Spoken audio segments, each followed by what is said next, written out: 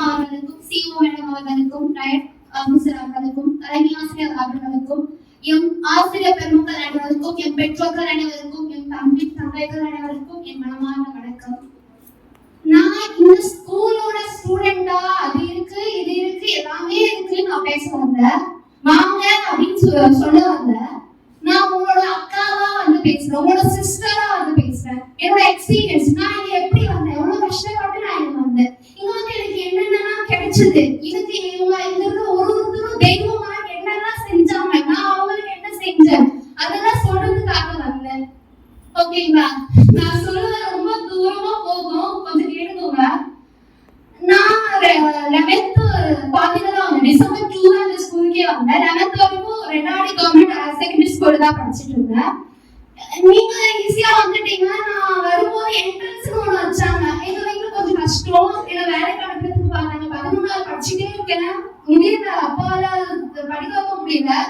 என்ன வேலைக்கு அனுப்புறதுக்காக பார்த்தாங்க. நீங்க இஎஸ்ஐ ஆனதான் ஒரு கேண்டீன்ல ஒர்க் பண்ணதுக்காக சொன்னாங்க. உடனே முருகன் சார் எங்க ஸ்கூல்ல தான் ஒர்க் பண்ணாரு. அவர் தான் சொன்னாரு இந்த மாதிரி இருக்கு போங்க அப்படின்னு. அப்பத்துல கூட ஆரம்பிச்சுமா சாமியா ஆண்டவா இது கிடைக்கணும் கிடைக்கணும். அப்ப எக்ஸாம் எழுதுனேன், அந்த என்ட்ரன்ஸ் எழுதுனேன். அது எழுதிட்டு ஒரு மாசமா ரொம்ப கஷ்டப்பட்டேன். அந்த ஸ்கூல் கிடைக்கும் ஒரு பைசா புக் வாங்கி தர மாட்டாங்க. எங்க ஸ்கூல்ல பிசிக்ஸ் செம்மையா நடத்துவாங்க, கெமிஸ்ட்ரி நல்லா இருக்கும். ஆனா பயாலஜிக்கு ஸ்டாஃப் கிடையாது, மேத்ஸ்க்கு ஸ்டாஃப் கிடையாது. ஆனா டியூஷன் போனா ஃபீஸ், அப்பா கிட்ட காசு இல்லை, ஆனா அனுப்புவாரு. பக்கத்து வீட்டு போயிட்டு கடன் வாங்கிட்டு வருவாரு. அதனால ரொம்ப கஷ்டப்பட்டு இந்த ஸ்கூல் கிடைக்கும் கிடைக்கும் ரொம்ப வேணுவேன் வேண்டி. அப்புறம் ஒரு நாள் ரிசல்ட், நீங்க எக்ஸாம் எழுதுறீங்க இல்லையா, வாங்க உங்களுக்கு ரிசல்ட்னு சொன்னாங்க. நாங்க எங்க ஸ்கூல் 5 பேர் எழுதணும். எங்க எக்ஸாம் கூப்பிட்டு ஒரு 2 பேர் ரம்யான்னு ஒரு 3 பேர் எழுதணும். ஒரு பையன், இவங்க 2 பேர் தான் செலக்ட் ஆயிருக்காங்கன்னு. நான் என்ன பண்றதுன்னு எனக்கு செலக்ட் ஆகல. ரொம்ப அழுதேன். எங்க எக்ஸாம் ஆகியாது, நான் போகணும், நான் என்னன்னா பண்ணுங்க, 10,000 என்ன காசு வாங்குவாங்களான்னு கூட கேட்டு பாருங்க, நான் கட்டுறேன், நான் போறேன். அழுது எங்க எக்ஸாம் சொன்னார் அதெல்லாம் விடுமா, என் பொண்ணு டாக்டர் படிக்கிறா, நான் உங்களுக்கு எல்லா புக்ஸும் நான் உங்களுக்கு தரேன், நீ படிமா அப்படின்னு சொன்னாரு. ஆனா மனசு கேட்கல. வீட்டுக்கு வந்தேன், அழுதுட்டே எனக்கு இந்த ஸ்கூல் வேணும், எனக்கு வேணும், மாமா கேளு, உனக்கு தெரியும், கவுன்சிலர் தெரியும், எம்எல்ஏ தெரியும், அப்பாவுக்கு தெரியும், கூட்டிட்டு போறாங்க அப்படிதான் வேணாங்க.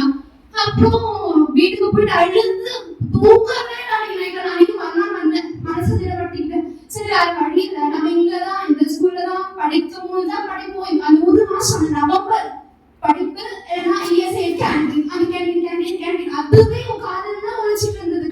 நிஜம் போயின்னு நினைக்காதீங்க, என்னோட லைஃப்ல நடந்தது. சரி முடிஞ்ச அளவுக்கு பார்ப்போம், படிப்போம், அப்பா கிட்ட சொல்லி பார்ப்போம், படிப்போம் அப்படின்னு மனசு தலைப்படுத்திட்டு எங்க ஸ்கூலுக்கு முன்னாடி ஒரு மரம் இருக்கும், அங்க வந்து உட்காந்து படிச்சுட்டு இருக்கேன். அப்படின்னா மனசு உட்கார எங்க எச்சு கூப்பிடுறாமா, நீ செலக்ட் ஆயிட்ட, என்ன பண்றது நேர்த்தும் அப்படியே இன்னைக்கு சொன்ன பிறகு இன்னும் ஆயிடாது. அப்படியே அவங்க எங்க எச்சு சொல்றாரு, அங்கேயே முட்டி போட்டேன். ரொம்ப நன்றி. சரிங்க தெய்வம் சொன்னீங்க. ஏன்னா இங்க எல்லாமே free, bag free, water can free, book free, note free.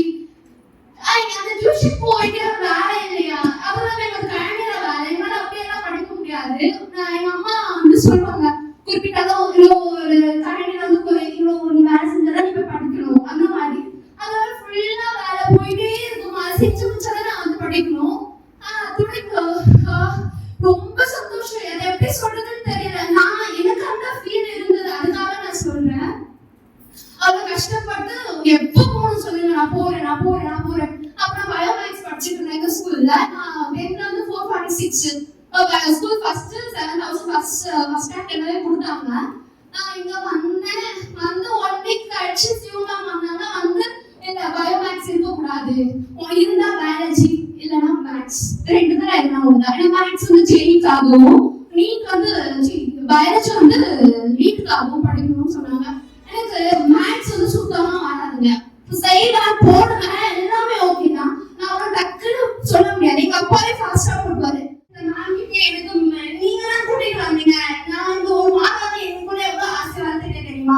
எனக்கு பயோமேக்ஸ் வேணும்னா நீ உங்க ஸ்கூலுக்கே போ அப்படின்னு சொல்லிட்டு, எப்படி அது எப்படி உங்களுக்கு மனசு இருக்கா இல்லையா அதெல்லாம் கேட்டேன் நான் கிட்ட. அப்புறம் நீ சரிமா உங்களுக்கு வேணாமா, நீங்க ஸ்கூலுக்கே போயிடு, அது எப்படி ஈஸியா சொல்லிட்டாங்க. ஆனா என்னால தாங்கிக்க முடியலையே, ரொம்ப கஷ்டப்பட்டு. சரி என்ன பண்ணுவோம், வீட்டுல கேட்டா தயவு செஞ்சு அப்படின்னு ஒரே வார்த்தை வந்துடு. ஏன் அவங்களுக்கு பணம் வரணும், இஎஸ்ஐ கேண்டீன் இருக்கு, டக்குன்னு எடுத்தா அந்த பைசா இஎஸ்ஐ கேண்டீன்ல போயிட்டு அரசு